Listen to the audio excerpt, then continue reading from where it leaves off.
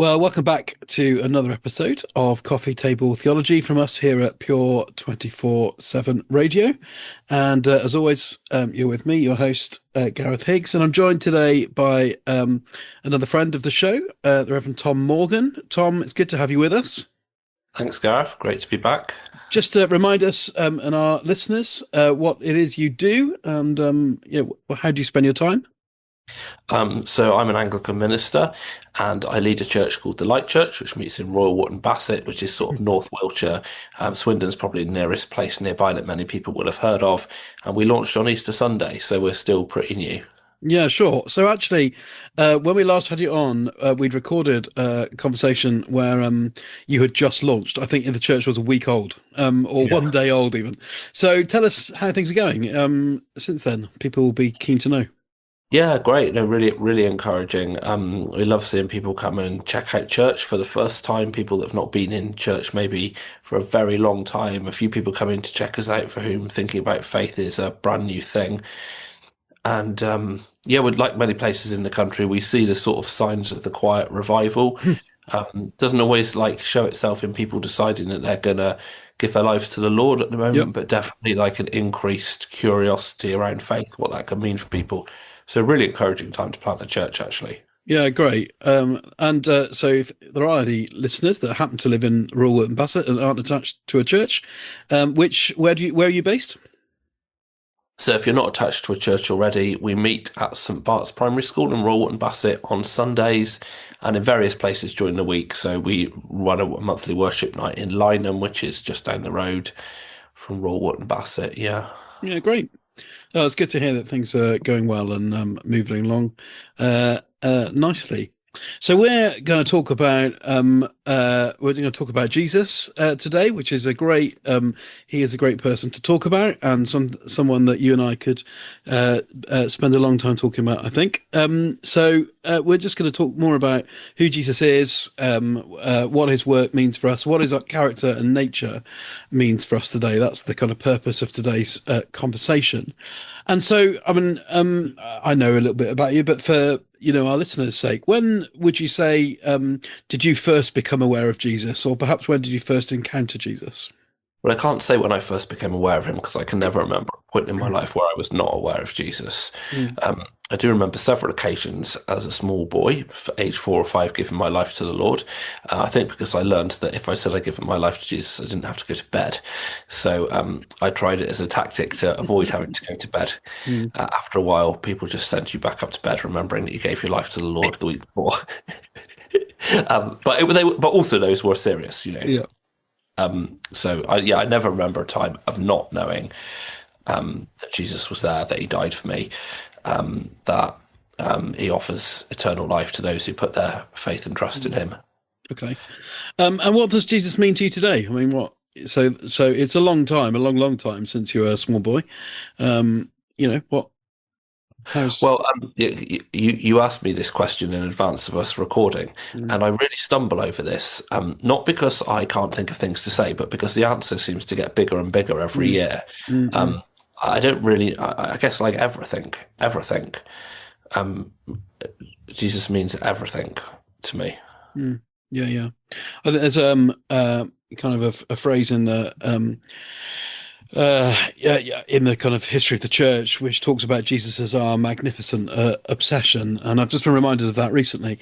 But you're right. There's the fact that he is the sole focus of our lives. But every description that we come up with about Jesus will always be imperfect and will all fall short, won't they? Because Yeah. they'll not We, match we, his magnificence. we read in scripture that in him all things hold together. Yeah. So the more that I have known of Jesus over the years, the more I find it impossible to see how anything possibly ever could work without him. Mm. Because he's a personal God, the God Mm. that I know, that I meet in prayer and as I read the scriptures, but he's also the King of the universe, Yeah. who was there right at the beginning of time. Yeah. He's like the biggest thing I can imagine, and also just so close by. Yeah. Wow. No, it's a great description of the kind of paradox and all the kind of healthy tension that there is in how we view and relate to Jesus. So no, thanks for that. So we're thinking, today about sort of two things about the kind of uniqueness of Jesus, but then, well, we'll start first is the kind of lordship of Jesus, and we see, from the earliest Christian confessions that Christian people have always referred to Jesus as Lord. What do you think that meant historically, first of all, before we think about us today? What did it mean for the early disciples to talk about Jesus as Lord? When I'm talking to people who are brand new to faith today, I Mm. often substitute the word Jesus for Lord, for boss, the word Lord for boss. Yeah, yeah. And I use the two interchangeably. Actually, it's not a perfect translation um, because we choose the lordship of Jesus, actually. Mm, He is the master over all things. He is the mm, Lord of the universe, but we choose his lordship. But if he's the Lord, it means he's in authority over me. And because I've chosen for him to be my Lord, I've chosen to recognize that all authority is his. And so that means he gets to direct my life. mm. I have to choose whether I listen to that direction, of Yeah, course. That's the battle. But as the Lord, he gets to decide what is right and wrong because he made the whole thing. So he sets the standard. And when I've chosen to be a follower of his, that means that he gets to say where I go, what I do, what my career is, how I spend my money, how I spend my mm, time. I'm not claiming I follow all those instructions perfectly. I clearly mm. don't. But he's the boss. Yeah, yeah, sure.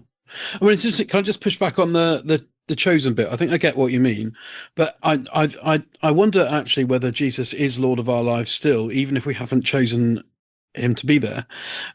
Is that not the claim of the Christian faith? Isn't that actually we're accountable to Jesus, and we're going to appear before him one day, whether we have actually chosen to live under his lordship or not. So I don't know whether that's a fair critique. I think I got what you meant and agree I with you. agree with the statements you've made. I think it just depends on what we mean by the word Lord, really, or Yeah. whether I'm translating the word Lord to mean my Lord Yeah. Okay. as opposed to the Lord. Well, both those things are true, Yeah. Yeah. um, because he is the judge. That's like another one of his magnificent characteristics. Yeah. The right to judge is his. The Father has given him that right to judge the universe. Yeah. Yeah. It's one reason why we shouldn't judge, not because judgment isn't sometimes a good thing. Like we need judgment, Mm. but judgment is a God characteristic. It's not a human characteristic. So God gets to judge, Yeah. Yeah. and he's Sure. given that to Jesus. Yeah. Fine. No, thanks for that. I mean, I was just thinking in preparation for today, that of what it means to call Jesus Lord, and reminding of the conversation that Peter had with him, well, the other disciples too. And Jesus said, "Who do you think I am?" And they sort of reply, "Well, some people think this and this and this." And Jesus says, "Okay, well, that's nice, but what about you? What who do you say I am?" And Peter says, "You are the Christ, or you are the Messiah." In other words, he kind of confesses the magnificence of who Jesus is, as well as the personality of the sort of personalness of Jesus too. So I think that's really helpful. And then there are consequences of that, and immediately Jesus talks about the cost of discipleship straight after. And so I've always thought, I'm sort of thinking about Mark 8, but it's replicated in Matthew and Luke too. But I've always thought that there's a deliberate, whether Jesus said those two things right after the other, he may have done. Whether Mark put them together to make a point, he may have done. It doesn't matter to me. They're both still true. That as soon as you confess the truth about who Jesus is, that he's Lord and Master, not just of the universe, but of your life, there are consequences to that. There is a cost because it means putting him first. He is the boss of everything. Any thoughts, comments on that? Agree. Yeah, yeah, fine. That's a very wise response. No, That's, but I mean, it's true that if you decide that you're going to follow Jesus, we live in our existence is such that there's an unseen realm, mm, and we have to be careful that we don't like give that undue amount of attention. But there is a spiritual battle, mm, and Jesus is not the only person who's trying to attract people to his lordship within the spiritual world. mm, There is an enemy who would love us to live in subordination to him as well. yeah, sure.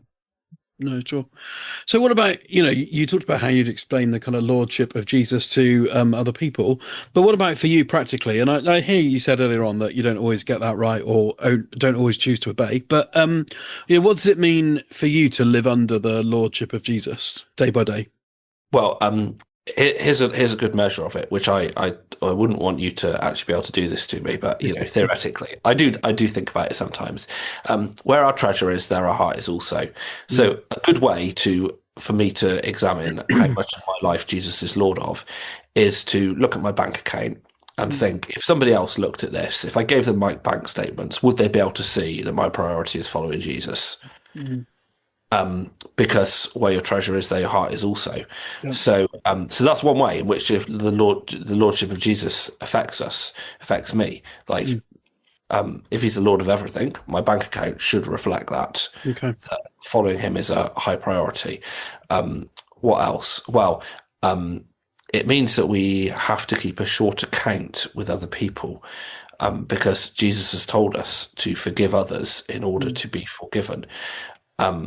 I don't always want to keep a short account with people. Sometimes I would quite like to hold on to a grudge and just mutter away to myself about what they deserve and they've got this and that coming to them. But living under the lordship of Jesus means I have to try and keep a short account with people mm, and to forgive as I too wish to be forgiven. It affects your relationship status. It affects your friendships. It affects all of those things. mm, Jesus is the one that gets to make decisions or mm. gives us principles, and we make the decisions under the auspices of the principles he set out for us. Yeah, sure. All of these, I think that's a really helpful response. And so often, you're absolutely right that our love for something is tested in our actions. In the New Testament, the word love is an active, it's a verb, it's a doing word. You have to put it into practice for it to be real. I completely get that. Is there any? But when we talked about what it means for you to live under the lordship of Jesus, you gave those practical examples. Is there a kind of almost like a personal, a devotional angle to it as well? Because otherwise, somebody could do the practices and say, "Oh, I'm trying to live under the lordship of Jesus," but you know, they may not have perhaps accepted him as Lord and Savior of the world, or even chosen to believe that he's those things. I mean, where's the tension between sort of devotion and action when it comes to Jesus' lordship? Do you think?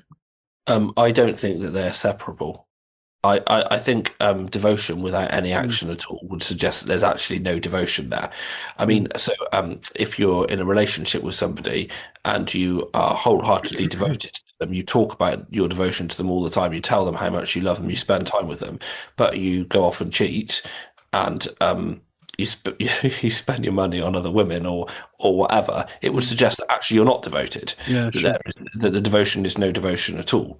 Mm, Now, of course, we don't want to be legalistic about this, and that I think there is a tension there around not being legalistic, mm, but devotion with no action is no devotion at all. mm, It's just words. mm. What about actions with no devotions? Or is that impossible? Um, yeah, so I think partly this depends upon different people's personalities. Sure, sure. So people show love in different kinds of ways, and that's the same in human to human Mm, relationships. We express our love in different ways. Some of us are good with words, some of us are good with actions. So there's an element of our own personalities within this. mm, Um, uh, I often think to myself about worship as giving something valuable. mm, I'm not really sure that it's worship in its purest form when I'm singing a load of songs I already really like to the mm, Lord. mm. I mean, I don't mean that worship should be a form of self-harm. It definitely shouldn't. It can be enjoyable, Yeah, but worship is it's actually far more worship to God when I make a decision to do sure. something difficult than it is to sing some songs that I already like. It's Mm, not giving anything of any value if it's yeah. stuff I already like. So, um, I'm not really sure that's an answer to your question, but that's No, a no, random. no. It's helpful, and I'm not trying to be difficult. I'm not trying to be difficult. I think that I'm just thinking on my feet really about people perhaps who may well have um, uh, claimed that Jesus was Lord of their lives. I'm just thinking about people I've met over the course of my life, really. They may well have claimed that Jesus was Lord of their lives, and there may have been a degree of activity to support that notion. But actually, it felt a bit more like outward duty rather than inward devotion. But I think you're right. I mean, there it's a continuum, isn't it? And those things will kind of vary and look different depending on who we are and how Yeah, we're and also, of laid out. course, it's about where we are on a sort of journey of maturity of Yeah, faith. indeed. Um, so I know I've got some wonderful friends for whom a lot of this stuff's up and down Mm, over time, mm, but the overall trajectory is walking towards Jesus over yeah, time. sure, sure. And it takes, I grew up with good Christian role models around me. If you've Mm, grown up with no good Christian role models yeah, around you, it takes a long time to learn to sure. walk in the ways of the Lord. And you just keep walking and you keep walking and you keep walking. Mm. When you talk about Christian, strong Christian role models as you were growing up, are you thinking of myself there? Or What listeners won't know is that Gareth and I have known each other since year 8 at school, yeah, when we sat by each other in maths. I about can't claim 30 that years ago Gareth, now. yeah, no, it's a long time ago. I can't claim that Gareth was one of my good Christian role models in those days, although No. of course that's changed now. It was the other way around, actually. I was just saying to some folk at church last night, they about you. I didn't name you, but described you. That you both spoke and acted for Jesus Christ in the purview of my life, and it had a significant impact in bringing me to the point of accepting and choosing, to use your language, Jesus to be Lord over my life. So That's very kind of you to say, but my memories of that period are rather a lot more messing around than what your would. well, yeah, yeah. Well, there we are. There we are. Just before we break, we'll break in a moment for some music. But I just wonder, what it means. You're a pastor of a church, and I know it's a fledgling church, but it sounds like it's growing and building momentum, and trying to reach out with the hope and love of the gospel, which is great. What do you think it means then, as a kind of pastor, a church leader, a vicar? What does it mean for Jesus to be Lord of your church? I'm thinking local church rather than the church, but what does it mean to live under the lordship of Jesus as a pastor, as a congregation? Do you know, I've just been wrestling with this today Mm, and okay. wrestling with the words in Corinthians about good order. Mm, Um, uh, and what's the line for me between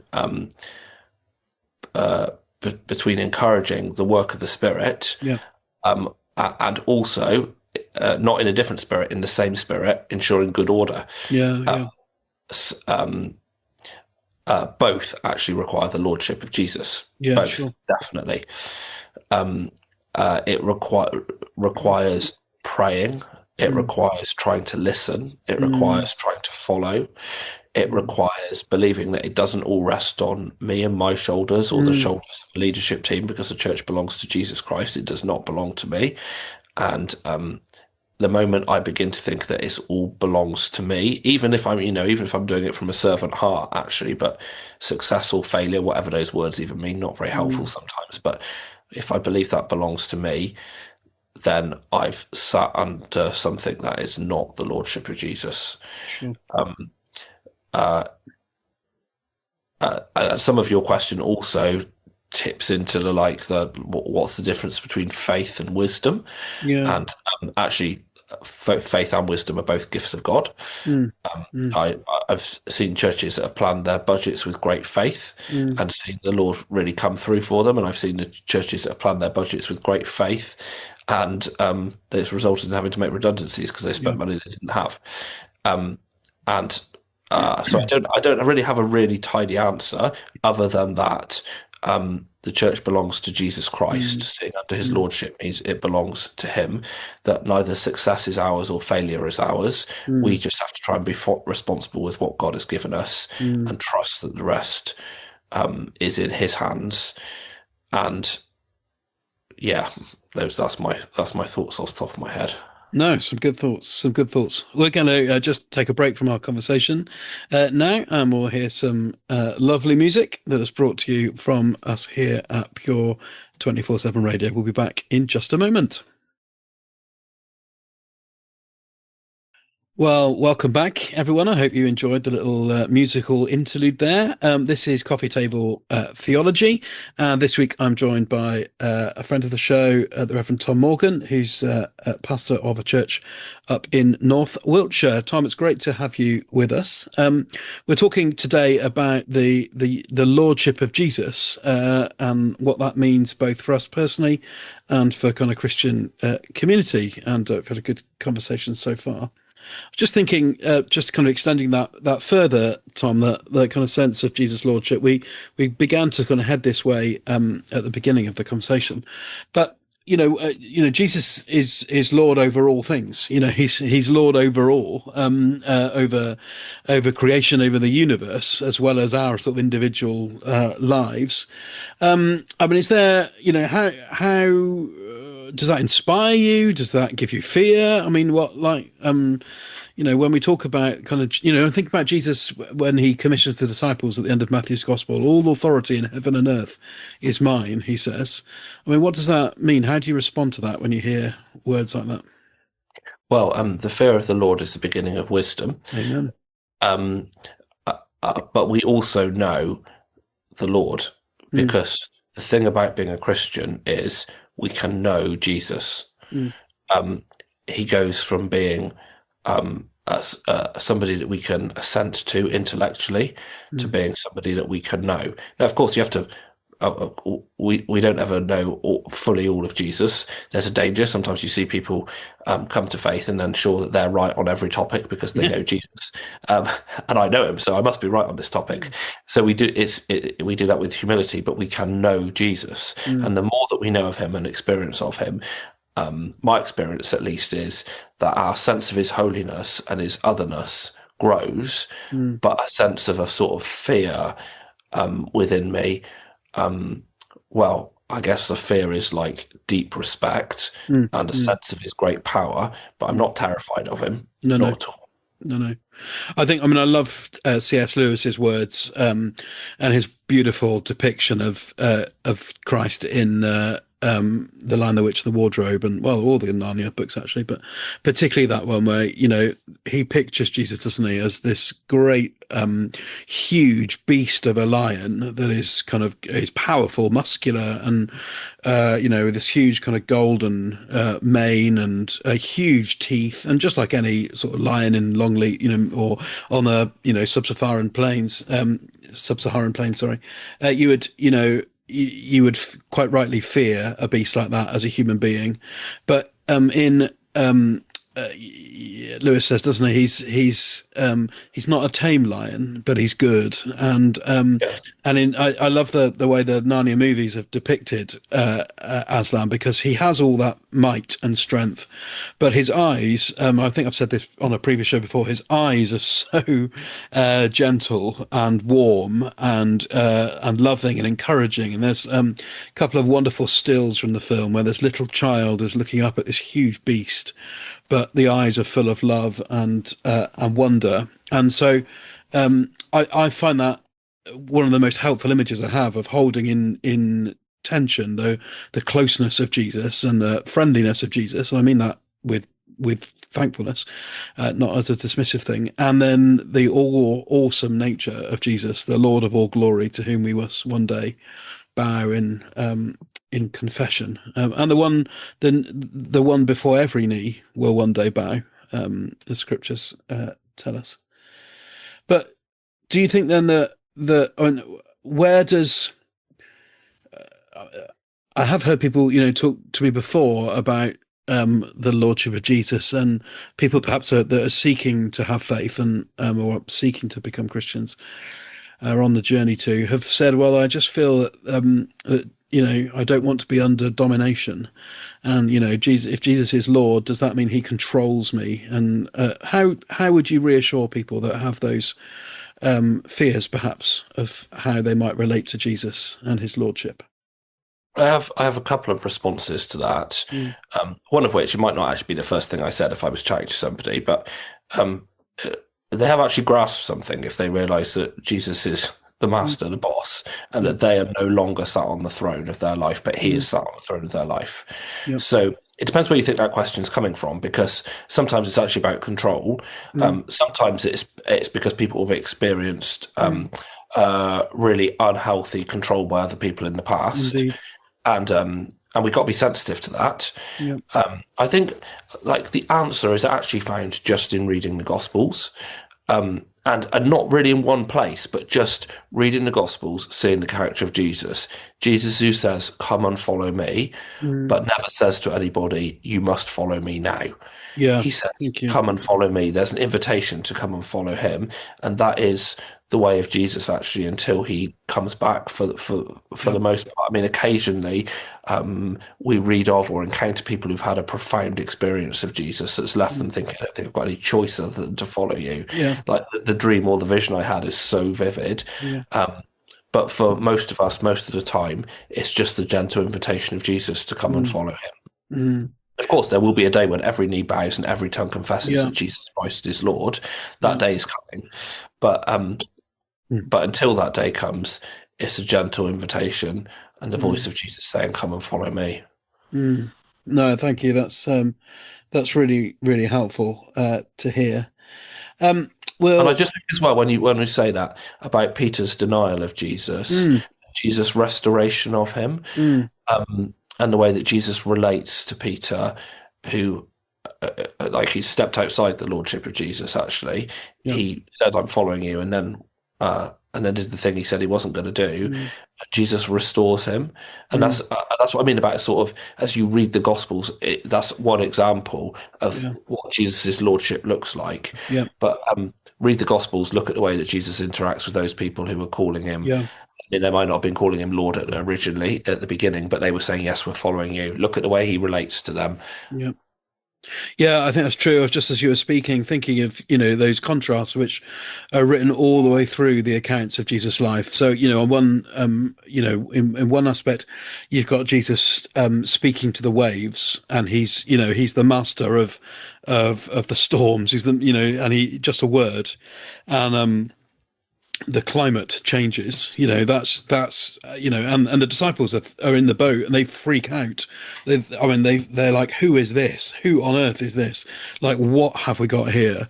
A completely right response. And then you turn over a couple of pages and you find a little girl and Jesus is reaching out a gentle hand to lift her from her slumber, or a woman that's been ostracized because she's got a menstrual issue, and Jesus, she reaches out to touch Jesus' cloak, and Jesus notices, and she's you can tell in the story there's this tension. She's fearful that she's going to be rebuked by a Jewish rabbi, and she might have made him unclean, and Jesus deals with her with tenderness. He says, "You're my daughter," and he deliberately chooses to kind of juxtaposition between, well, whether he chooses to or not, there is a juxtaposition between the kind of might of Jesus and the not quite meekness, but the ability to be gentle and choose to allow people to respond to him gently. Gareth, do you remember when we were at school, we used to sing hymns in assembly, I which do. and Yeah, one of them was "Meekness and Majesty," a good old classic. It's just it what I was. thought. Yeah, That well, there line, we are. that Uh, line sort of encompasses the it's true. like Yeah. two sides of the like both meek and majestic. Indeed. Well, the '90s are now in vogue, Tom, as you'll know. So our fashion sense has eventually come round. So you at our church last week we sang "Shine, Jesus, Shine." Yeah, It's making a comeback. So maybe you should introduce meekness and majesty to the worship team in the next couple of weeks. maybe. It's appropriate for Advent, isn't it, as well? So Yeah, there we true. go. We're going to take a break now, folks, before I end up saying something that will get me into trouble. So we'll be back in a couple more minutes after some more songs. Well, welcome back to today's episode of Coffee Table Theology. We're talking today about the Lordship of Jesus with my friend and long-term friend and inspiration, the Reverend Tom Morgan, who's a church planter in the north of Wiltshire. We've been talking so far about the Lordship of Jesus, and that's been great to talk about that. But I'm just thinking about a little bit now, Tom, as we in the last few minutes, think about the uniqueness of Jesus. I mean, what makes Jesus so unique? First of all, what makes him different and distinctive? Um, Well, so many things. Here's a phrase that Jesus used that makes him unique. He said, I and the Father are one." Mm. Okay. Jesus claimed to be God. Yeah. That sets him apart from all kinds of other people that have made claims to be wise. Jesus's claim, which I confess as a Christian, is that he is, was, is, will be God. Mm. Yeah. Sure. And I think, yeah, thank you for that. That is, I guess, the distinctive feature. I'm just thinking of how the first Christians were reflecting on that as well, and thinking about the uniqueness of Jesus. Of course, they're a lot of the New Testament writers are operating in a what we call a polytheistic culture. So a culture in the Roman Empire where there were different gods for different things. So people wanted to get pregnant, they made an offering to a god. If they wanted a good harvest and good crop, they made an offering to another god. If they wanted sort of peace in the family, they made an offering to another god. And if you wanted good weather, they made an offering to another god. That was kind of how people operated in a lot of the society in which the New Testament's written. And into that context, Luke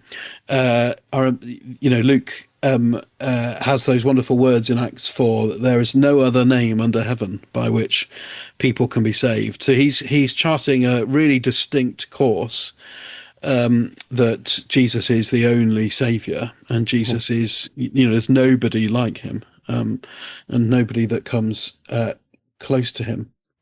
And I guess that, as Jesus did say, I and the Father are one. He also, self-identified as the way, the life, and the truth. Mhm. And I wonder, what Jesus claims absolute truth and the truth, not just some truth, but the truth. I mean, what's the significance or the implications of that for people today? Jesus claimed to absolute truth. Well, we live in an age where many people don't really believe in an absolute truth. Mm. And Jesus insists actually that he is the way, the truth, and the life. Now, as Christians, we have to be careful that we don't take on some random political view and then claim Jesus says he is the truth. I'm a Christian, so my views must be the truth. Yeah. Jesus shapes us. We don't shape him. Mm. To try and think that we can shape Jesus is actually a heresy. Yeah. Jesus shapes us bit by bit. But he definitely claims that he is the truth. It's actually you see it throughout the Gospels in other ways, in the ways that Jesus acts with authority. You can't read the works of Paul, the latter half of the New Testament, without seeing that there is this claim that it is Jesus, that he is it. He is not one of many gods. Mm. He is God. Yeah. Yeah, sure. As a kind of theologian, we might say that therefore Jesus is normative. In other words, he's the standard, he's the yardstick to which every other philosophy and political scheme must be tested. Yeah. That actually the authenticity or the effectiveness, perhaps, of those things need to be compared to him. The real wisdom is found in Jesus. So if you think you've kind of got the answer or the solution from another place, then we actually need to test the claims of that and test the mechanism of that worldview against Jesus' outlook on life and the things Jesus said and the values that Jesus espoused and modelled and taught. And of course, he can claim that he is, as you said, he can claim he is absolute truth, the truth, because he is God. And so, he is the very creator of the universe. One of the first things you said on this call today, in our earlier conversation, was that there has never been a time when Jesus hasn't existed. He's always been there. By in him all things hold together. The whole Yeah. world was created by him, for him, and through him. In the beginning was the Word, and the Word was God, and the Word Exactly. was Yeah, God. exactly. So there's a sense of his, therefore, that truth has always been. It's been a value. It's part of who God is, and it's at the very core of Jesus' identity as part of the Godhead. Yeah. And so, therefore, everybody else is going to fail to match up. Yeah. And it will drive people wild. Yeah. Like, it's done it since the time of Jesus, and ever since. Mm. It will drive people wild the claim that Jesus is the truth. I mean, Mm, when Jesus said, "I and the Father are one," mm, um, there were people that wanted to take him out and um, stone him to death mm, for blasphemy. And they said, "Because you, a mere man, claim to be God." yeah, That's in John 10.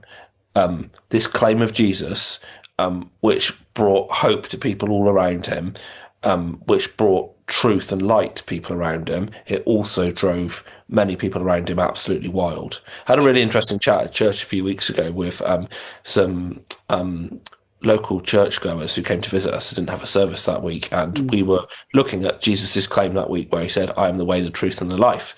I said, "Oh, we don't like that at all. It's not very inclusive. How can you talk? How can you talk about that?" I'm like, "Well, on one hand, it maybe isn't that inclusive because Jesus is mm, saying, I'm it." But yeah, on the other hand, it's an invitation that's open to absolutely yes, that's right. everybody. The invitation to faith is open to absolutely everyone. And again, like the gospel shapes us, we don't shape the gospel.